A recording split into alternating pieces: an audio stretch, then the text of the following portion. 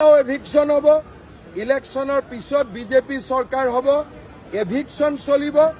chance পালে বাংলাদেশিক ধাক্কা মাৰি ইয়াৰ পৰা বিদায় দিল তাতিয়াও এভিকশন হব ইলেকশনেৰ পিছত বিজেপি সৰকাৰ হব এভিকশন চলিব চান্স পালে বাংলাদেশিক ধাক্কা মাৰি ইয়াৰ পৰা বিদায় দিল তাতিয়াও এভিকশন হব ইলেকশনেৰ পিছত বিজেপি সৰকাৰ হব এভিকশন চলিব চান্স পালে বাংলাদেশিক ধাক্কা মাৰি ইয়াৰ পৰা বিদায় দিল গৰুখুটিৰ মাটি কি উচ্ছেদ কৰি আমি আদানী আম্বানীক দিছো নেকি লুৰিণজ্যোতি গগৈৰ দৰে ব্যক্তিসকলে লাজ পাব লাগে যে তেওঁলোকে নিজক অসমীয়া বুলি কয় আজি কোনেও অসম আন্দোলনৰ পিছত এজনো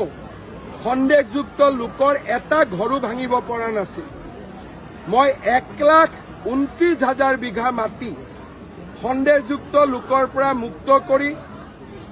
বনাঞ্চল বা ভিজিআৰ পিজিআৰক আমি উভতাই দিছো ধন্যবাদ দিব নোৱাৰে নালাগে সমালোচনা নকৰিব কাৰণ অসমীয়া জাতি যদি আমাৰ ভাৰতৰ জাতি সত্তা ইয়াত জীয়াই থাকিব লাগে এইটোৱে আমাৰ শেষ সুযোগ আপুনি কংগ্ৰেছৰ ওচৰত আত্মসমৰ্পণ কৰিছে কৰক মোৰ আপত্তি নাই কিন্তু জাতিটোৰ কাৰণে যি ভাল কাম হৈ আছে তাৰ মাজত নুসুমাব ৰাইজৰ অভিশাপ পাব অকণমান লেহেমীয়া গতিত চলি আছে তাক ঠিক কৰিব লাগিব স্যাৰ বিটিআৰ চুক্তি অনুসৰি গাঁও মানে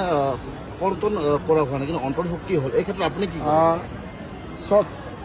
গাঁও কৰ্তন আৰু অন্তৰ্ভুক্তি এনেকুৱা এটা ব্যৱস্থা তাৰ ক্ৰিয়া আৰু প্ৰতিক্ৰিয়া দুয়োটাই থাকিব সেইকাৰণে অলপ ভাবি চিন্তি লাহে লাহে সকলো কাম কৰিব লাগে বহুত বেছি স্পীডত হৈ গ'লে আকৌ 4,000 মানুহৰ মৃত্যু হোৱা সেইখন বিটিআৰলৈ যাতে আমি উভতি যাব নালাগে